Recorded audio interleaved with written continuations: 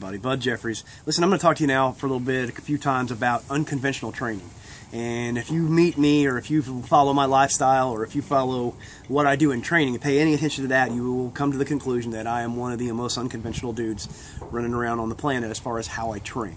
Let me tell you why. Because I love variety. I love doing the things that I do. I love challenges and different things, and I love strength in a million different ways, and fitness in a million different ways, and I think you can have all of that. But here's the deal. There are mistakes that are made in the unconventional training world, okay? So let me qualify for you what I think unconventional is, okay?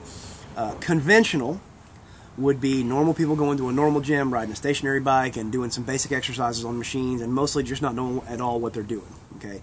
Now, if you look at the old school, where powerlifting and bodybuilding 40, 50 years ago, where it was all sorted together, that was kind of conventional at that time, but today, I would actually say most of your powerlifters even qualify as unconventional.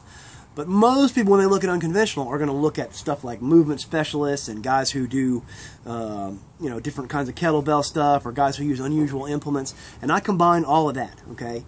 And let me tell you why I think one of the biggest mistakes in unconventional training, and the people who do this, is they don't actually get really strong, okay? So let me explain that.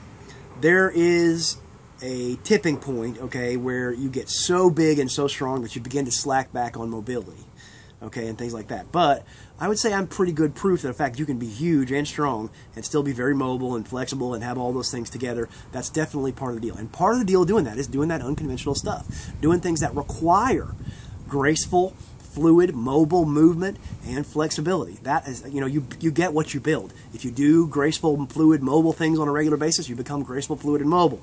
You do strong things, you get strong. But strength is a key component. And so you'll see guys who do a lot of cool-looking stuff, but when you step back to it and really compare it to the rest of the world, they're not doing it with any real weight, or they're not doing it with any real, they're not doing anything that really requires a ton of strength, or they're very small and they have a very great amount of relative strength, but their total strength around their ability to manipulate power around the real world and objects is very low, okay? Here's why this would be great for you to really train some strength. And now some of the unconventional guys are going to say, well, that's just too basic and that's whatever. Let me tell you something. Squats and deadlifts are so far out of the mainstream. When you do them the right way with some real intensity, it's plenty unconventional, okay? So you need to know how to do, however, a real basic squat, a real basic deadlift, a real basic press movement, a real basic pulling movement. If you build strength in that, you have a giant platform with which to then do what I call the cool, spinny, flashy things, okay? You have a giant platform to do that. And here's the thing, what's holding a lot of people back isn't their potential for mobility, it's the potential to produce force to do the things that require tremendous mobility and speed and all those things, okay? You have a bigger platform of muscle and strength to work off of. The other qualities can be developed. Now, I believe in obviously developing them simultaneously and using cool tools, but don't get so far into this and out of it that you refuse, and that's one of the things that unconventional gurus do. They talk about, oh, we don't even do any of that. We don't do squats and deadlifts. We only do rotational movements. We only do spinny, flashy, cool movements because those are human patterns.